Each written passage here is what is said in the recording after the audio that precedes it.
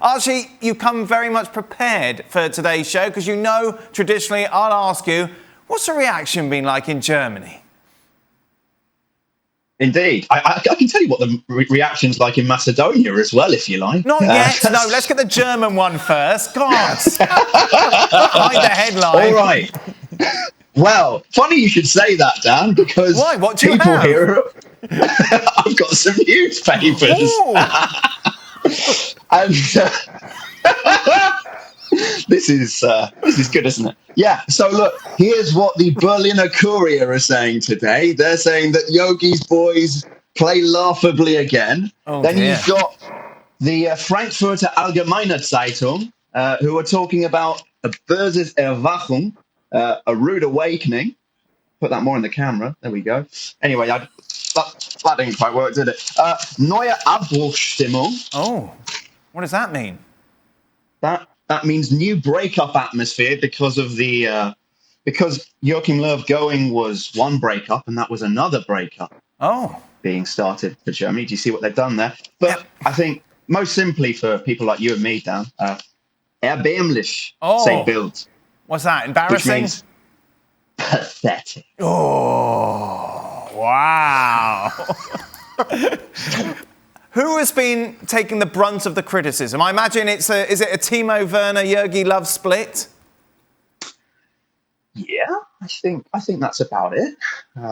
The fact that Uli Hoeneß, Bayern president, was left speechless on live German telly last night, that tells you that something quite grave has happened, because Uli Hoeneß has something to say about literally everything. Joachim Low is always been in the firing line. I think that here he maybe could be let off a little bit for not changing his lineup for the third game in a row because of the injuries that he's had to deal with at the back. But still, you would have expected Florian Neuhaus to play in central midfield. You would have expected Timo Werner to perhaps start up front. But we shouldn't forget, Germany had enough high-quality chances in this game to win it easily. And at key moments, missed chances. They had more chances in this game than they did when I was in Duisburg to watch them play against Iceland. So this is entirely at their own feet. But I think we also shouldn't forget that it's results like this that make football great. It's the fact that we know that Bayern Munich this season have lost games. We know that Manchester City have done that as well. And I think sometimes at international level, we can lose sight of that because we think that every single time that the favourite has to win. But thank God it's not always like that. No, but it's Germany. It's Germany who never lose World Cup qualifiers, Archie. It's Germany who we thought maybe had turned a corner. We talked before, didn't we, after that 6-0 defeat against Spain. After that, Jogi Low saying, look, I'm going to leave at the end of the summer. We thought, well, that has kind of galvanised the side. But then that is just now completely fallen out the window.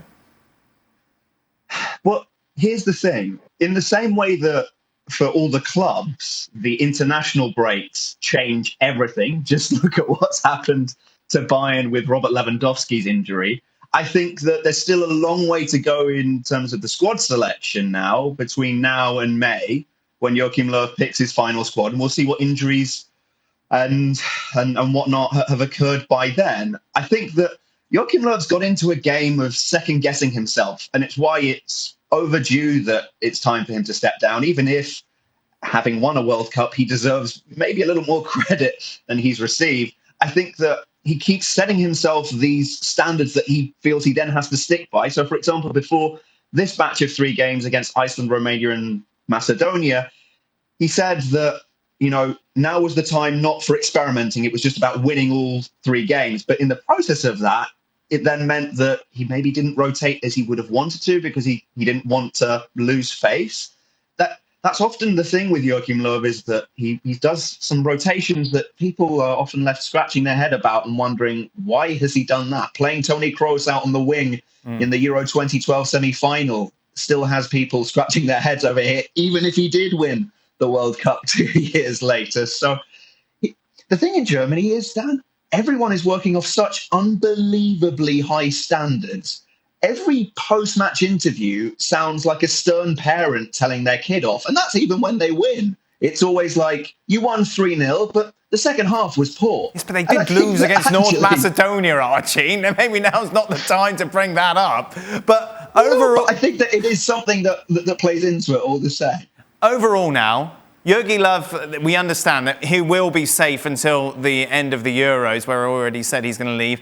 Is there a scenario in which he won't be coaching them at the Euros this summer? I don't think so. I can't really see that, because the German FA want time as well to appoint a successor to Low, whether it is Ralf Rangnick or, as Bayern Munich very much don't want it to be and have categorically ruled out through CEO Karl-Heinz Rummenigge, Hansi Flick, even if all the noises from Hansi Flick are not a straight bat no, he has left the door open, shall we say. I think that the DFB want time to find the right solution, but I really can't see any way that Joachim Low is not coach of Germany. Also, I think that they're going into this tournament now, because of the Spain result, they were already going in with low expectations. They're going in with even lower expectations now.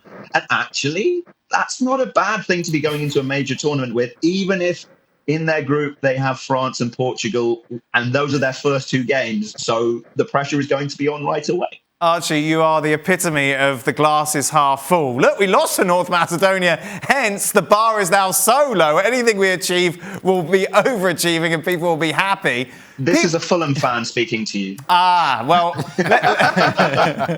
I've learned to try and be optimistic in the most pessimistic situations. Very similar situation. You take a look at the German squad, obviously. No Muller, no Boateng, no Hummels. That's got to change now, hasn't it?